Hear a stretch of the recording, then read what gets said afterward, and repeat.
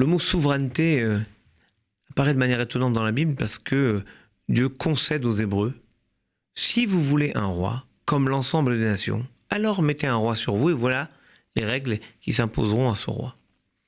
Parce qu'en réalité, ce que Dieu propose, c'est que la souveraineté soit assumée par le peuple.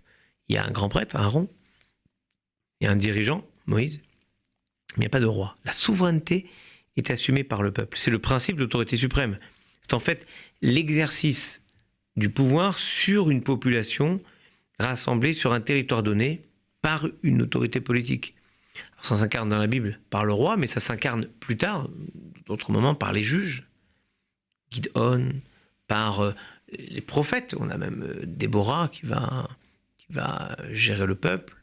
On a des rois, des reines même, dans notre histoire.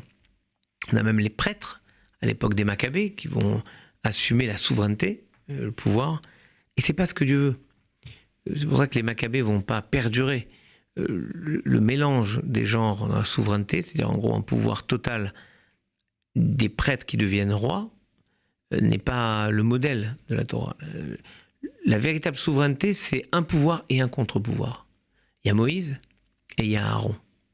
Le pouvoir de Moïse est fort, mais il est pondéré par ce qu'amène Aaron. Alors on pourrait imaginer que le pouvoir soit celui d'Aaron, non. Il est pondéré par celui de Moïse. Finalement, c'est assez proche du système constitutionnel que nous avons en France, où il y a toujours un pouvoir, un contre-pouvoir, la séparation de ces pouvoirs. La souveraineté, c'est la puissance absolue et perpétuelle de la République. C'est ça.